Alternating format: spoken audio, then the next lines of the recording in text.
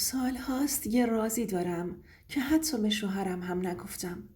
همه چیز از همون صبح لعنتی شروع شد. وقتی از خواب بیدار شدم و دیدم آشپزخونه تا زانو توی آب غرق شده. نگار هستم. 32 سالمه. عادت دارم تا نزدیکی ظهر میخوابم. چون امیر همسرم از صبح که میره سر کار شب دیر وقت میاد خونه. تنهایی دست و دلم به نهار درست کردن نمیره.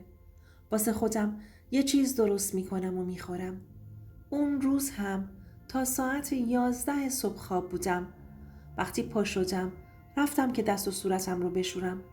بعد از اون دلم خواست واسه خودم صبحانه آماده کنم. یهو دیدم کف آشپزخونه پر آب شده. حالم گرفته شد. روزم خوب شروع نشده بود. سریع رفتم فلکه آب گرم و سرد زیر سینک ظرفشویی رو بستم. مثل اینکه مشکل از لوله های زیر سینک ظرفشویی بود. زنگ زدم به امیر. الو امیر، آشپزخونه رو آب برداشته.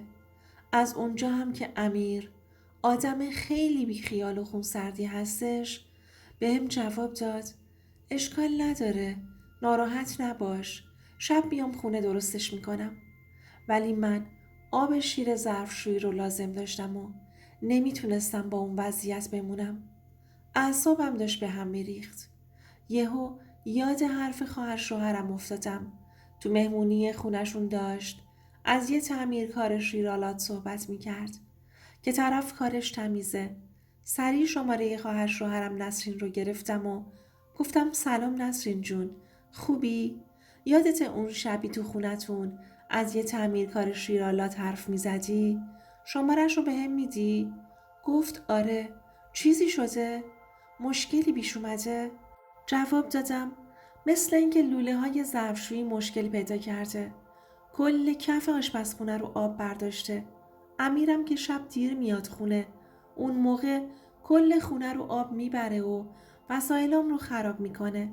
میخوام خودم تعمیرکار بگیرم که درستش کنه. میشه شمارش رو بدی؟ اونم شمارش رو بهم داد. ولی قبلش بهم گفت که به امیر زنگ بزن زودتر بیاد خونه که با این تعمیرکار تنها نباشی.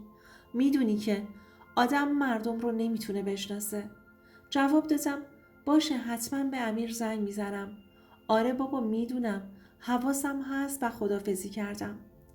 اول شماره تعمیرکار رو گرفتم و واسه ساعت 7 غروب باش قرار گذاشتم. اونم میخواست چند تا جای دیگه بره واسه سرویس. بعدش میومد خونه ما.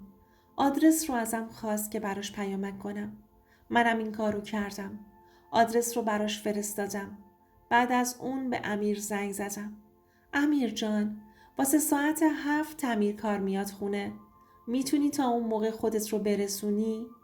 گفت ای بابا، بهت نگفتم مگه خودم شب میام درستش میکنم. چرا تعمیرکار خبر کردی؟ حالا هم اشکال نداره. کاریه که شده. جواب دادم آخه عزیزم، من که نمیتونستم تا شب اینجوری بمونم. آشپزخونه رو آب برداشته. اگه بخوام به امید تو وایستم کل خونه رو آب برمیداره. تازه داری به هم میگی چرا تعمیرکار خبر کردی؟ چقدر بیخیالی تو. بعدشم قطع کردم. من همیشه سر بیخیالی امیر تو زندگی باش مشکل داشتم. حالا اگه یکی از دوستاش بهش زنگ میزد که مثلا جایی گیر کرده یا مشکلی براش پیش اومده یا حتی دلش گرفته و اعصابش داغونه، خودشو سری میرسوند. بعد از صحبت کردن با امیر رفتم تو آشپزخونه که تمام آبهای ریخته روی زمین رو با پاچه جمع کنم تا وقتی که تعمیرکار میاد کف آشپزخونه سر نباشه. گوشیم زنگ خورد. امیر بود. میشه با تعمیرکار تماس بگیری و بگی دیرتر بیاد تا منم بتونم خودمو برسونم؟ گفتم باشه، با اینکه خودمم اصلا دلم نمیخواست با اون مرد تنها باشم. گوشی رو برداشتم و شمارش رو گرفتم، اما جوابی نداد. متوجه شدم حتما وسط کار هستش که نتونسته گوشی رو برداره. بعدش شماره امیر رو گرفتم. امیر جان، بهش زنگ میزنم ولی گوشی رو بر نمیداره. حالا اشکال نداره، میاد درستش میکنه و میره. دیگه پول نقد که تو خونه دارم بهش میدم. حواست رو اینجا نذار. فقط شب زودتر بیا و بعدم خدافزی کردم و گوشی رو قطع کردم. شروع کردم به خالی کردن کابینت زیر ظرفشویی که همه چی آماده باشه وقتی تعمیرکار میاد. کم کم گرسنه شده بودم. از یخچال یه چیز برداشتم و خوردم. آخه تا اون ساعت وقت اینکه صبحونه بخورم رو نداشتم. نمیدونم ساعت کی 7 شد که زنگ خونمون رو زدن. از آیفون دیدم یه مرد نسبتاً جوونی پشت دره. دلم یهو خالی شد. با خودم گفتم حتما آدم درستی هستش که خواهر شوهرم شماره‌شو داده. بهتره که به خودم مسلط باشم و دلهره نداشته باشم. در رو باز کردم. اومد بالا. تا وارد خونه شد یه نگاه عمیقی از سر تا پا به من انداخت و سلام کرد. جوابش رو خیلی سرد دادم و تعارفش کردم داخل. راستش از طرز نگاهش به خودم اصلاً خوشم نیومد و معذب شده بودم. یه لحظه به خودم گفتم نکنه این آدم قابل اعتماد نباشه. با اینکه لباس مناسبی پوشیده بودم بازم احساس معذب بودن داشتم. تازه میخواستم براش چای هم بریزم اما پشیمون شدم. خواستم زودتر کارش رو انجام بده و از خونه بره بیرون. ازش بدم اومده بود. با خودم گفتم کسی که وارد خونه مردم میشه و هنوز بلد نیست با ناموس مردم چطور برخورد کنه ارزش پذیرایی کردن رو نداره. راهنماییش کردم سمت آشپزخونه و گفتم مشکل از قسمت زیر سینک ظرفشویی هستش. صبح دیدم کل آشپزخونه رو آب برداشته. لطف کنید ببینید ایرادش از کجاست. بعد خودم هم رفتم تو پذیرایی، رو مبل و یه گوشه نشستم و تلویزیون رو روشن کردم که اون هم راحت به کاراش برسه. بعد از چند دقیقه کوتاه صدام زد. خانم بیایید اینجا دقیقاً بگید که مشکل از کجاست. جواب دادم شما متخصص هستید. شما باید ایراد کار رو پیدا کنی. اگر من بلد بودم که خودم درستش میکردم.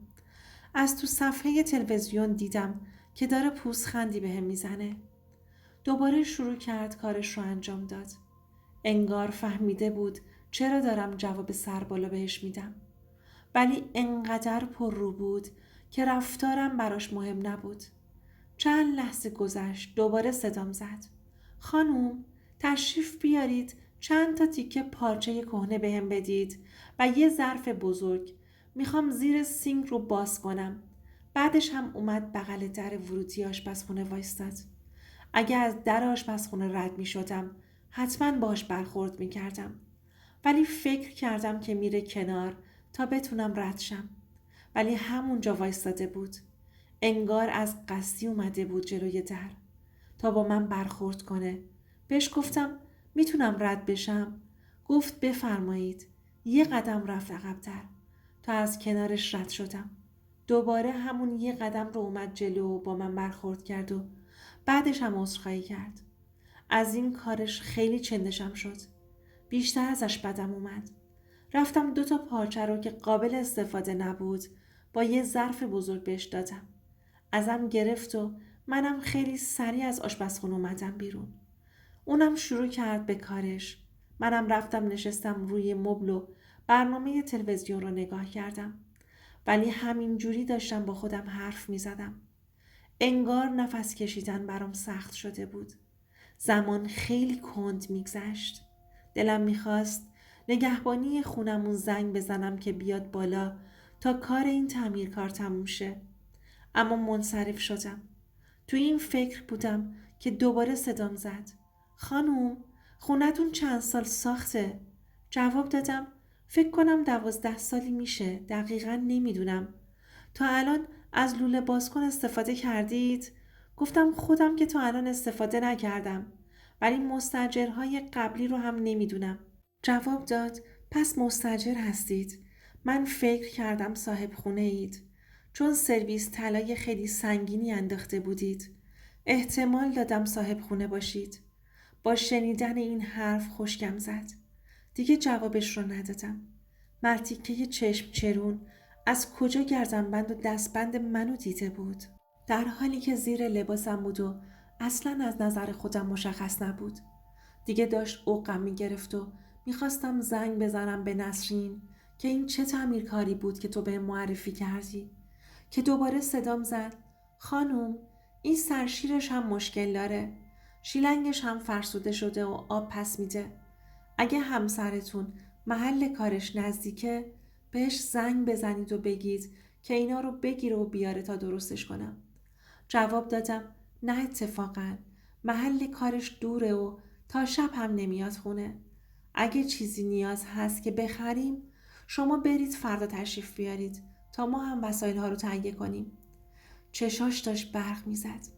به هم نگاهی کرد و لبخند زد. دیگه داشتم میترسیدم. رفتم تو اتاق خوابم که گوشی رو بردارم و به نسرین زنگ بزنم. شماره نسرین رو گرفتم. اونم جواب داد. تا اومدم حرف بزنم مرتی که وارد اتاقم شد. با دیدنش جیغ کشیدم.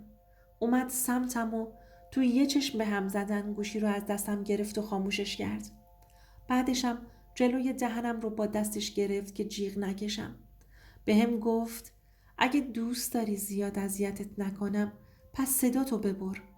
از تو جیبش یه تیزی در آورد و به هم گفت: اگه قول بدی ساکت باشی زودتر کارم باهات تموم میشه. حالا خودت لباسات رو در بیار. فکر کردی میتونی اندامتو از پیش چشمای من مخفی کنی؟ زود باش، میخوام ببینمت. مثل یخ شده بودم. انگار هیچ قدرتی نداشتم. حتی نمیتونستم درست فکر کنم. مثل درمونده ها شده بودم. گوشیم رو هم که ازم گرفته بود. لباسم رو به زور در آورد و هر کاری که دلش میخواست با زور و تیزی با هم کرد. با التماس نگاش میکردم که ولم کنه و اشک از چشمام سرازیر شده بود. همش به امیر فکر میکردم که ناخواسته داشتم بهش خیانت میکردم. یهو زنگ درمون رو زدن. با شنیدن صدای زنگ به خودش اومد و سریع لباسش رو پوشید و رفت تو آشپزخونه که وسایلهاش رو جمع کنه. منم که مثل یه جسم بیروح افتاده بودم روی تخت. پا شدم و لباسم رو پوشیدم. تا اومدم از اتاق بیام بیرون دیدم اون سریعتر وسایلش رو جمع کرده و از خونه زده بیرون. میخواستم برم بیرون و جلوشو بگیرم که فرار نکنه و با کسی که زنگ در رو زده تحویل پلیسش بدم. اما اون سرعتش از من بیشتر بود و از بالا پشت بوم فرار کرده بود. رفتم آیفون رو نگاه کردم. دیدم نرگسه. در رو براش باز کردم تا بیاد بالا. به خودم مسلط شدم و موهامو مرتب کردم که انگار اتفاقی نیفتاده. اومد تو. گفتم: به به نرگس خانوم، چه عجب، یادی از ما کردی؟ تا منو دید گفت: تو به من زنگ زدی؟ پشت گوشی جیغ کشیدی. نفهمیدم چجوری خودمو رسوندم اینجا. هرچی هم خودم باهات تماس گرفتم گوشیت خاموش بود. گفتم: نه بابا، حتما خط تو خط شده. جیغ کجا بود؟ من حتی صدای تو رو نداشتم که همون لحظه گوشیم خاموش شد و گذاشتمش زیر شارژ. بهم گفت: وای دختر، من فکر کردم تعمیرکاره. اومده و داره اذیتت میکنه. تو که صبح زنگ زدی شوهرم خونه بود. جلوی اون نتونستم برات توضیح بدم. آخه وقتی که خونه ما اومد شوهر من نبود. اونم از فرصت استفاده کرده بود و کلی منو اذیت کرده بود. فکر کردم با تو هم این کارو کرده. یه لبخندی زدم و گفتم: نه بابا، اون بدبخت براش کاری پیش اومده بود و خبر داد که نمیتونه بیاد. نرگس هم گفت: چه بهتر، با هم یکی دیگر رو پیدا میکنیم. حداقل فکرمون راحته. بعد از اون قضیه چند ماه گذشته و من هنوز عذاب وجدان دارم که به همسر خودم ناخواسته توی اتاق خودم و تو خونه خودم خیانت کردم. هر وقت امیر رو میبینم شرم میکنم. لطفاً کمکم کنید. بهم بگید که چیکار کنم. چجوری افکارم رو آروم کنم. چجوری با این مشکل کنار بیام. من که مقصر نبودم. به خاطر اینکه خواهر شوهرم معرفیش کرده بود بهش اعتماد کرده بودم. وگرنه از کجا باید میشناختمش؟ لطفاً بهم بگید که چجوری خودم رو آروم کنم. اگه تا آخر این داستان همراه من بودید لطفاً لایک کنید. کانالم رو ساب کنید و نظر خودتون رو درباره این داستان بهم بگید. نظراتتون رو میخونم و همشون برام ارزشمنده. تا یه روز دیگه و یه داستان واقعی و هیجان انگیز دیگه، خدا نگهدارتون.